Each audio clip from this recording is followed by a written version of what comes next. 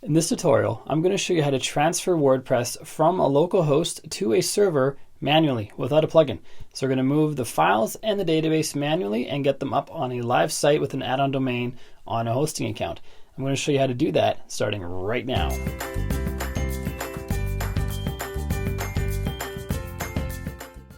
Hey, what's up guys? Welcome back to another video. It's Bjorn from WP Learning Lab, where we help you get better at WordPress. You can change lives, change your life, change your client's life by providing awesome WordPress service and helping people reach their goals. And if you like that kind of thing, and you like WordPress tips and tricks and hacks and getting better at it, make sure you hit subscribe and the bell notification icon so you don't miss anything. Check out our Facebook group, linked to down below in the description, where we talk about all things WordPress. So if you have any questions about WordPress, that's the place to do it, or in the comments below this video as well. And with that out of the way, let's get into the screen capture. I'll see you there. So this is our one-page site right here. It's a free Elementor template. I developed this on localhost, which you can see up here, the -coffee-shop.local. And we're going to move this to a new domain name on a SiteGround hosting account. The domain name I bought years and years ago. I'm just going to add it to SiteGround, show you how that works, and then how to upload this site to that domain. And if you want to know why I chose SiteGround, there's a link in the description down below to a blog post that explains why I think SiteGround is the best host out there, or at least top 3 for sure. And they're very affordable. And we're going to move this site without using a plugin. It's going to be totally manual.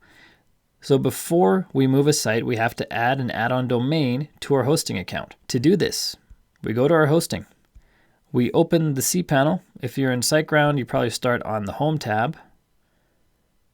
And then you go to My Accounts. And then you click on cPanel. You likely have one cPanel account with one main domain, which is my Let's Build with WP right here. That's the main domain. And then we can add add-ons to that. To add the add-ons, we have to point the add-ons from wherever we get them to this hosting account. In my case, the domain name is in GoDaddy. So we need to have these name servers. So I'm just going to copy these. They're identical except for the beginning. So we have NS1 for the first one, NS2 for the second. Otherwise, they're identical. So you just have to copy one and remember to change the 1 to a 2. So here inside of our GoDaddy, this is the list of domains that we have. I'm going to move this one, Origami Fold, click on those 3 dots, click on Manage DNS, and then we change the name servers. Click on Change. You can see I already did mine because the change can take a few hours, and I want to do this tutorial all in one stretch. So I did this previously, but all you do to change name servers, click on Change here, choose Custom from the dropdown, paste in one name server, paste it in again, change the 1 to a 2, or if they're very different, just go back to your hosting account and copy the second one and put it into the spot here. Then click on Save. I'm going to click on Cancel because I've already done this. And this may take a few hours to actually take effect. So I did this yesterday, so hopefully it's taken effect by now. It can take up to 48. It's rarely that long, but sometimes it happens. So back in cPanel, once we have that done, we can go to Add-on Domains. And I'm going to call this domain origamifold.com. There it is. And it creates an FTP username. You can change it if you want. Creates a folder. I'm going to change or take off the .com from the folder name. It's now just Origami Fold. This is inside our public HTML folder, just like any shared hosting account. I'm going to add a password. I'm just going to generate this password. Pick a crazy one. Copy it. Check that I've copied it. Click Use Password. Click Add Domain. And now we've successfully added the domain. Created the FTP account, created all the folders. And now if we go back to the cPanel home and we go to File Manager, and click on that and then click on Web Root, click on Show Hidden Files, click on Go, we now have an Origami Fold folder. This is where that add-on domain website is going to go. Currently it's empty. That's fine. We can actually delete these. Let's delete those. And this is the main website. So this is the Let's Build with WP.com website. And then all the sub websites, all the add-on domains are going to be folders within this account. It might not be the best way to organize it, but that's how shared hosting works. So now that we have our add-on domain added, we could be able to go, let's try going to origamifold.com and see what comes up. So right now this is a SiteGround error, I believe, which means we have successfully got the name servers pointed to SiteGround because this is a SiteGround error. GoDaddy errors, I think they have GoDaddy logos on the GoDaddy errors, and it shows like park domain or something like that. So this is successfully pointing to SiteGround. So we're good to go there. Now we're going to copy all this content. And I'm doing this locally on an app called Flywheel. If you haven't heard of it, you want to know more about it, there's a link in the description down below and in the card above that takes you to a Flywheel tutorial. It's basically a WordPress specific local website app where you can build your WordPress sites locally really, really easily. And within this app, one of the cool things you can do is change the site domain. So you can develop this site on the actual domain name that you're going to have in the future. So I could call this origamifold.com and have that be the actual domain name I'm developing with locally. So then that makes transferring the site later on much easier. But usually, or sometimes, you don't know what the end domain is going to be. So we're going to go with that model and just have the -coffee-shop.local. Now there's two things we need from this site. We need the site files and the site database. The site files we find by clicking this arrow here, and that will open Finder, and we have the coffee shop site here. Click on app, click on public, and all the site files are listed inside the public folder. So I'm just going to select all of them, and I'm going to compress them. Now we have the archive. I'm going to call this local site files, and now we're going to get the database. Inside of Flywheel, we click on the database tab for the site. We click on adminer or adminer, not sure which. And then we go to export. But before we export, let me back up. This feature where we have changed the site domain for the local host and change it to whatever's going to be in the future. This is a Flywheel specific feature. I've never seen this a feature on any other local development apps. So if you're using MAMP or XAMPP, you probably won't have that. But what you will have is you can go into the database and go to the WP options table and click on select data. And here we have the website as well. So we can click on edit in here and change this to the future or the current domain that we're transferring to, in which case it would be, in this example, origamifold. That would be the domain name we're changing to. We click on save, or transferring to, I should say. Click on the second one, click on save. And now we have that domain as a domain value for the site. Now, if we go to this site locally now, it's probably going to be broken, I think. Let's just refresh this. And it's broken. It's redirecting to origamifold. So we can't use the local site anymore once we've done this add minor change, unless we change it back to what it was originally. But since we're transferring the site off of local, it's not that important right now. So if we're ready to export this database, click on export. And for the settings here, I'm going to choose save and then SQL. For database, I'm going to choose use, which is going to be an existing database. So it's going to use that database.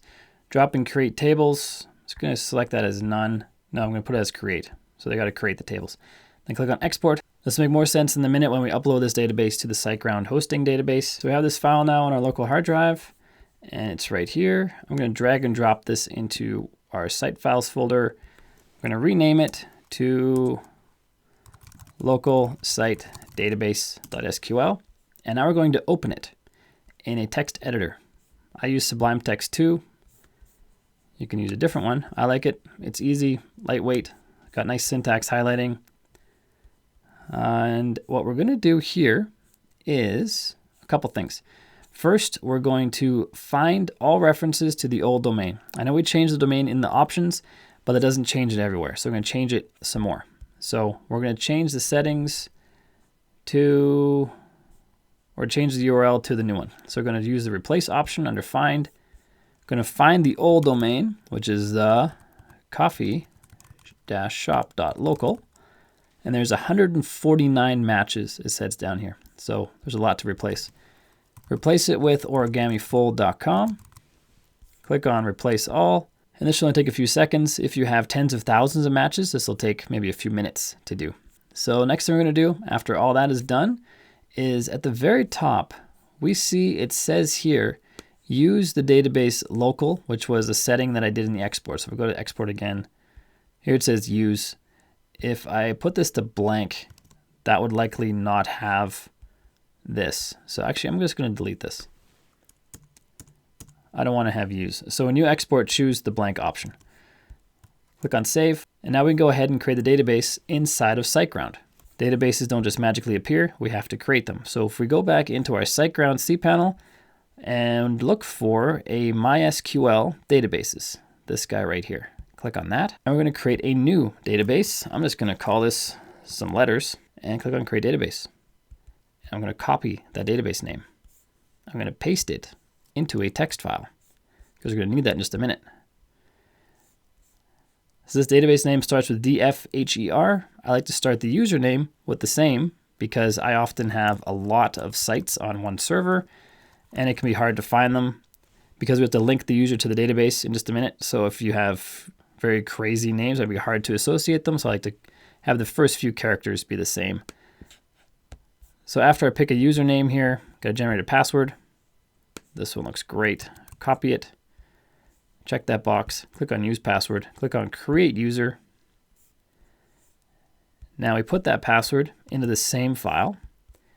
We copy the username and put that in this file as well. And this is going to go into our WP config in just a minute.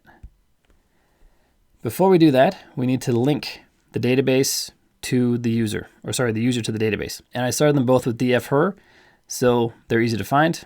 It's even easier because there's only 2 in here anyway. But if you have a whole list of them, which I do sometimes, it's easier to have the first few characters the same. So you want to pick the user, pick the database, and click on add. And then I want to give them all privileges. Click on make changes. If you don't do this, you're going to have an error that's called the error establishing database connection error. That just means the site can't connect to the database. And one of the reasons that happens is because the user is not linked to the database. So let's go back. We have our database now. Let's go back to cPanel Home. Now we're going to import our database. We're looking for something called phpMyAdmin, which is right here. Click on that. And now we have our empty database here. Click on it, there's nothing there. Click on the other one for the other site, and we see there is a database there. And this interface looks a lot like the adminer interface. They're all pretty similar. But for the phpMyAdmin, we have a separate import tab. So let's click on that tab and click on choose file. And we're going to choose our database file, which is local-site-database.sql. Click on open and then click on go. And now we have successfully imported 27 queries executed and a bunch of green check marks and just telling us what was done, what was inserted where. If you want to review that, go for it. If not, just click on structure and we should see our database. So here is our database. Looks very similar to this one over here. If we go to local, we see our database listed right here. And this is on the local server or on our computer, and this is on the host. And the next thing we want to do, go to options, make sure the correct domain name is under site URL and home. You can double click on it to change it. You can also click on edit to change it. Make sure those are the correct URL, those 2 right there. Now the next thing we want to do, now that we have the database in place, we want to upload all the site files. So head over to File Manager, double click to open the folder, in this case Origami Fold, click on Upload, click on Choose File, and then we want to choose our site files zip. Open that. It's going to show upload progress in the bottom right. Usually goes pretty quick to upload these things. It's all done. We can close this, refresh this. Here's our file. Click it to highlight it, click on extract. It's going to put all the files right here, just how we like them. Click on reload to see them. And we can delete the local site files, zip. And now these are all the site files that were on the local host. They're on our live server now. What we have to do is edit our WP config file to match the database we created earlier. So click on it to highlight it, click on code editor, click on edit, and these are the ones we want to change. So we want to change the database name, database user, database password to the credentials that we saved in our Word document. So copy the database name, paste it right here, copy the username, and paste it right here. Copy the password and paste it right here. And you want to make sure that you do not delete any of these single quotes. So on each side of our database name, username, and password, there are single quotes. Make sure those aren't deleted because it will break things. It won't work if those are deleted. And the host name for the vast majority of hosts is localhost, which is listed here. Your host may be different. There are a couple that use IP addresses here, so you may have to update this. Most people don't. I want to click on Save Changes. And now that we have that done, our site should load here. But because I'm using Google Chrome has a funny caching problem. This may not work, but I'm going to hard refresh. And fingers crossed, our site should be here. And it is. There we go. There's our site. Looks very nice. And I should be able to just log in with the same credentials that were on the local host, which in this case were these ones. And now we're in the back end of the site and we have our WordPress site transferred.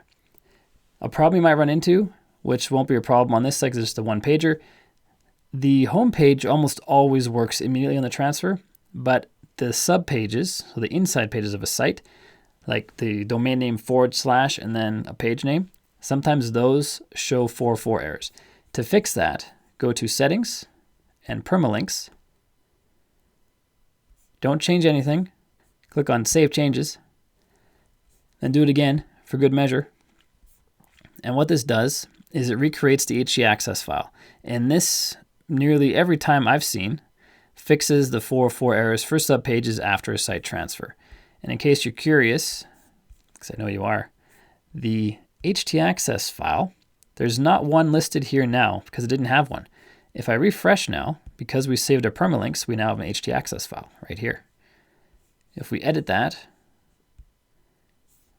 we see the WordPress code that WordPress put in there that is now helping get rid of those 404 errors and making sure our URLs are proper. And if you don't see this file, click on Settings, and it's not there, clearly. Go back. For some hosts it is. For some hosts they have a settings button in here where you can check off Show Hidden Files. And if you recall, we checked that option when we clicked on File Manager earlier. We made sure Show Hidden Files was checked. So all files with a dot file or a dot in front of them, called a dot file, they're usually hidden. So you gotta check this box to see them. And if you have an error establishing database connection error, make sure you double check that you have added the user to the database, which I emphasized earlier, and that you have the correct information inside of the WP config, that these are the correct things in here. And that's nearly almost always the case, that one of those two caused that error. So make sure you double check those, and then you should be good to go. That's how it works. I hope this video helps you. If you haven't done so yet, make sure you click subscribe and the bell notification icon so you don't miss anything. And check out the Facebook group, linked to in the description down below. And next up is clicking one of these videos that popped up on the right-hand side so you can get even better at WordPress. And until next time, keep crushing it, and I will see you in the next video.